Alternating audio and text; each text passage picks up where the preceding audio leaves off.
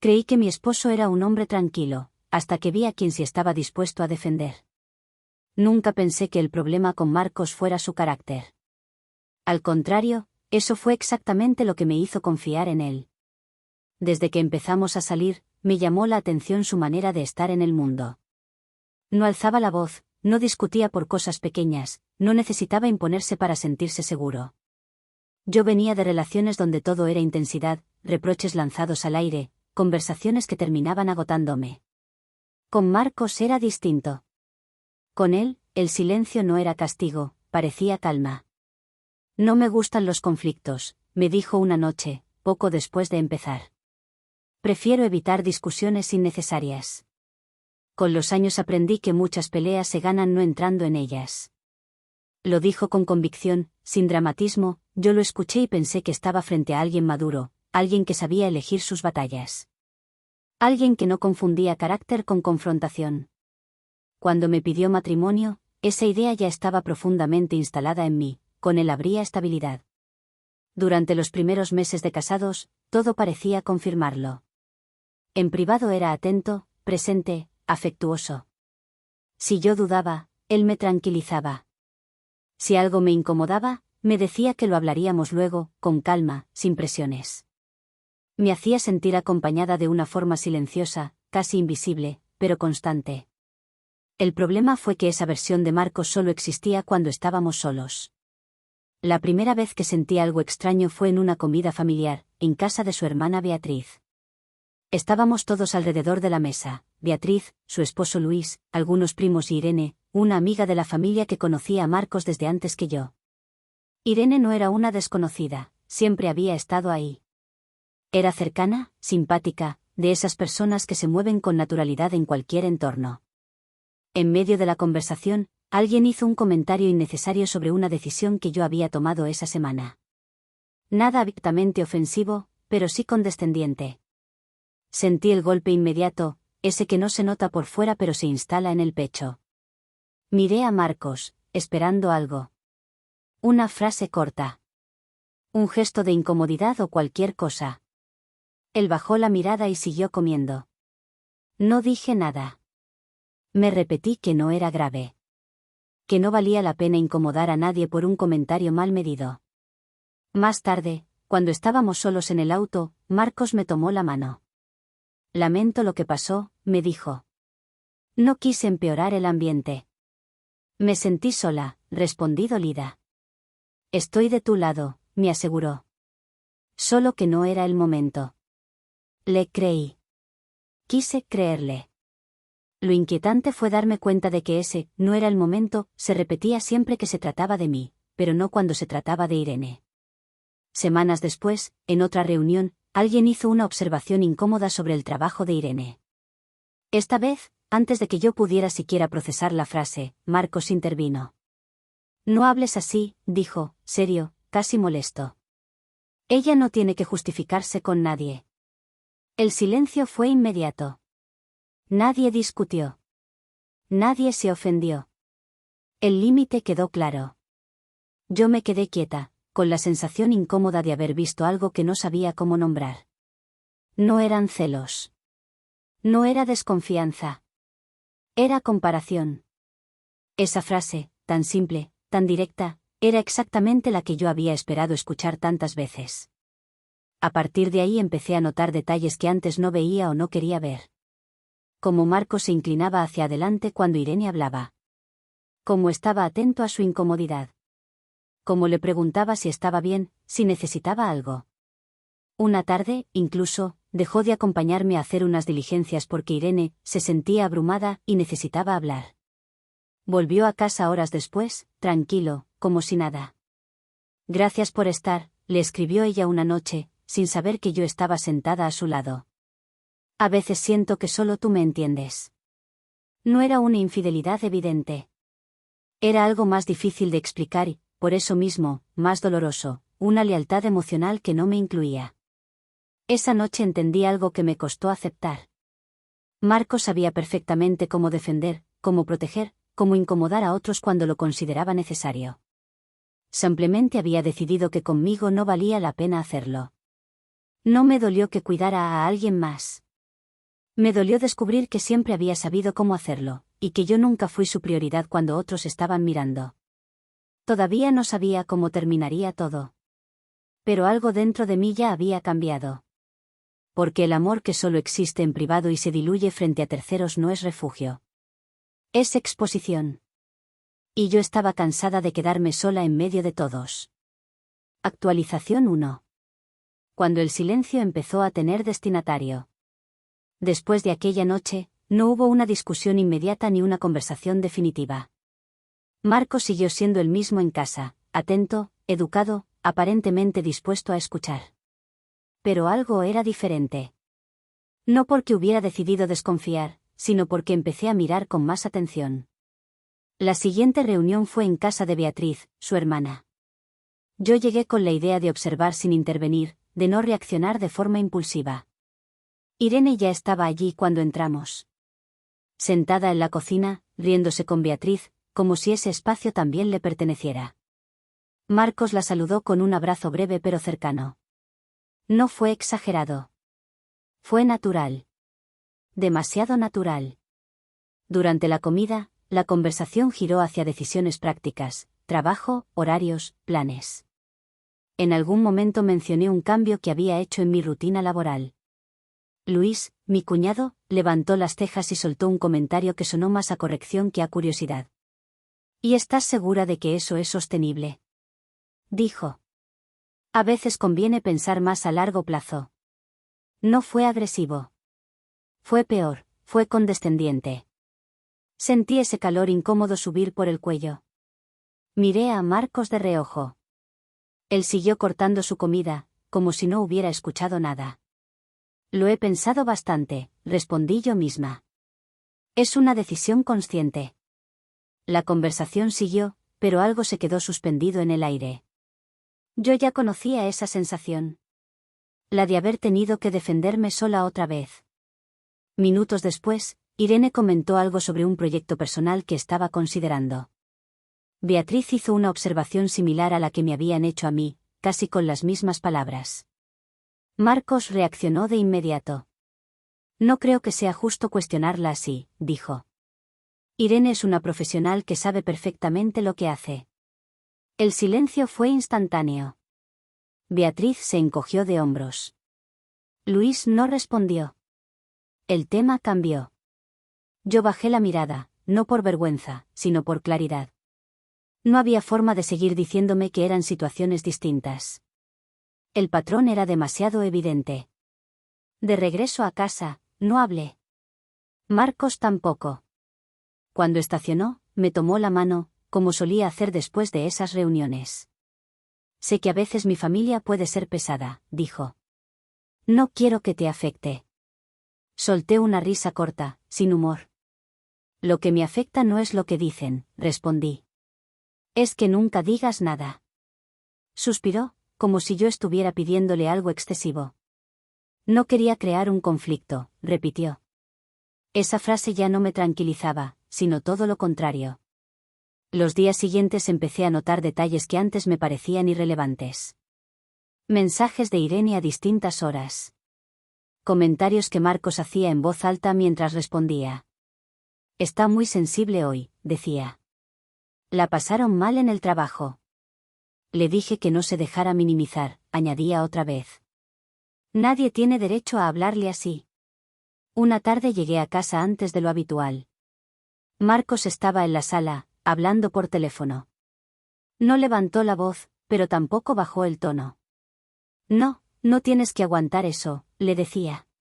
Si yo hubiera estado ahí, no se habrían atrevido. Se quedó en silencio cuando me vio. Cortó la llamada rápido. Era Irene, explicó. Está pasando por un momento difícil.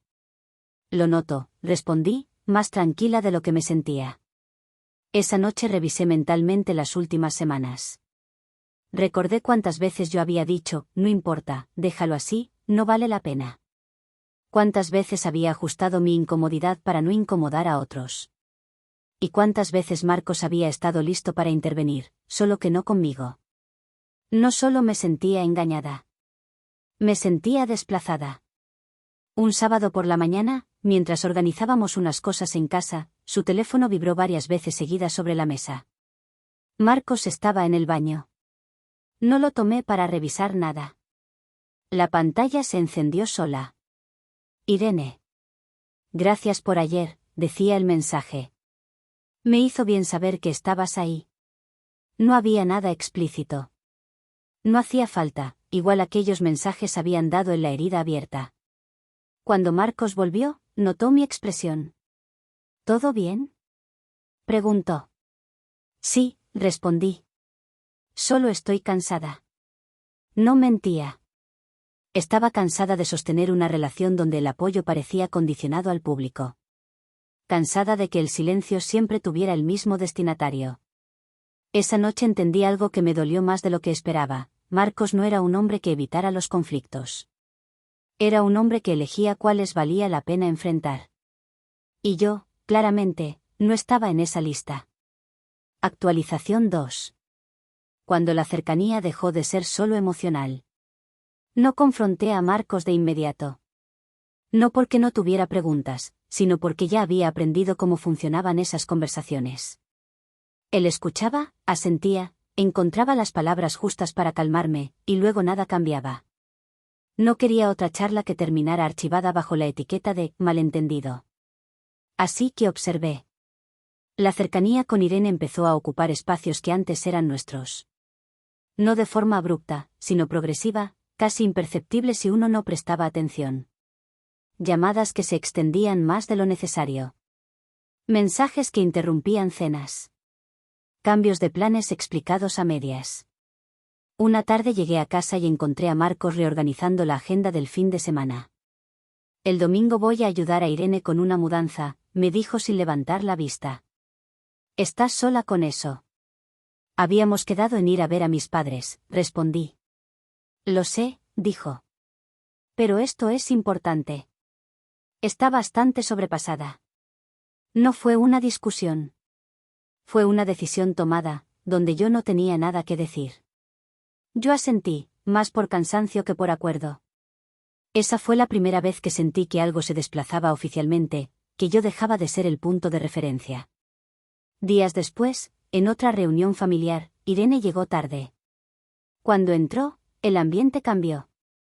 Marco se levantó de inmediato para saludarla, le acercó una silla, le preguntó si había comido. Yo observaba desde el otro lado de la mesa, con una mezcla de incredulidad y lucidez. En un momento, Beatriz comentó algo sobre mí. Una observación pequeña, innecesaria, hecha con ese tono que no permite respuesta sin parecer exagerada. Esperé. Marcos estaba justo al lado. No dijo nada. Irene, en cambio, intervino. Bueno, cada quien hace las cosas a su manera, dijo. No todos tienen que estar de acuerdo. No era una defensa contundente, pero fue suficiente para marcar algo. Ella hablaba, él callaba. Otra vez. Cuando volvimos a casa, no pude seguir fingiendo. ¿Te das cuenta de que hoy tampoco dijiste nada?, le pregunté. No quería escalarlo, respondió. Ya sabes cómo es Beatriz. Pero cuando se trata de Irene, si escalase, dije. Sin dudar. Se quedó en silencio. No negó nada. No es lo mismo, dijo al final. Irene no sabe manejar esas situaciones. Sentí algo romperse con esa frase. ¿Y yo sí?, pregunté. ¿Por eso puedo quedarme sola? No respondió. Los días siguientes fueron tensos. No por peleas, sino por esa distancia incómoda que aparece cuando dos personas ya no están habitando la misma versión de la realidad. Marcos seguía siendo amable, correcto, incluso cariñoso, pero su atención estaba fragmentada. Siempre había algo urgente relacionado con Irene. Una noche, mientras cenábamos, me dijo que Irene estaba pensando en hacer un cambio importante y que le había pedido su opinión. Confía mucho en ti, dije, sin sarcasmo. Me conoce desde hace años, respondió. Sabe que soy objetivo. Objetivo. Esa palabra se me quedó dando vueltas. Días después, encontré un correo abierto en la computadora compartida. No estaba buscando nada. Era uno de esos momentos cotidianos, casi absurdos. Marcos había salido a comprar algo y la pantalla seguía encendida. Era un intercambio entre él e Irene. No hablaban de sentimientos explícitos, pero sí de planes. De posibilidades. De, si algún día las cosas cambian. De cómo ella se sentía más tranquila cuando él estaba cerca. Cerré la computadora con las manos temblando. No por rabia, sino por una tristeza profunda. Ya no había forma de seguir llamándolo exageración. Cuando Marcos volvió, me senté frente a él. Necesito que me digas algo, le dije. Y quiero que seas honesto. Me miró, alerta. ¿Hay algo que no me estés diciendo sobre Irene? Negó de inmediato. No hay nada físico, dijo. Nunca lo ha habido. No te pregunté eso, respondí. Se quedó callado. Lo que hay, añadió, es confianza, apoyo, nada más. Asentí lentamente. Eso mismo es lo que me falta a mí, dije. Y tú lo sabes. Intentó acercarse. Me levanté. No quiero discutir ahora, continué. Pero sí quiero que entiendas algo, ya no estoy dispuesta a seguir siendo la persona que se adapta para que otros estén cómodos. No respondió, no insistió. Esa noche dormimos separados. No sabía aún qué decisión iba a tomar, pero algo estaba claro, la cercanía con Irene ya no era solo emocional. Era una elección repetida, sostenida, priorizada, que poco a poco iba avanzando. Y yo ya no podía seguir fingiendo que no veía a quien estaba eligiendo. Actualización 3: el día en que dejó de ser ambigüedad. El momento que terminó de romperlo todo no fue una discusión privada ni una escena explosiva. Fue algo mucho más simple. Y precisamente por eso, imposible de ignorar. Ocurrió en el cumpleaños de mi cuñada Beatriz. La casa estaba llena. Familia, amigos, vecinos. El ruido habitual de una reunión que pretende ser cálida, aunque esté cargada de tensiones invisibles. Irene llegó temprano, como siempre. No pidió permiso para nada. Abrió la nevera, sirvió bebidas, acomodó platos, dio indicaciones. Se movía con una familiaridad que ya no intentaba disimular, como si ese espacio también fuera suyo. Marcos la seguía con la mirada. No de forma descarada, sino con esa atención constante que solo se tiene cuando alguien importa. Yo observaba desde cierta distancia, con una calma extraña. No era resignación. Era reconocimiento. Algo dentro de mí ya sabía lo que estaba por confirmarse. Durante la comida, la conversación giró hacia planes futuros. Beatriz mencionó, casi al pasar, la posibilidad de organizar un viaje familiar el año siguiente. Tal vez el próximo año podamos organizarnos mejor, dijo. Irene siempre termina acomodándose a último momento. Marcos intervino sin pensarlo. Eso no debería pasarle, dijo.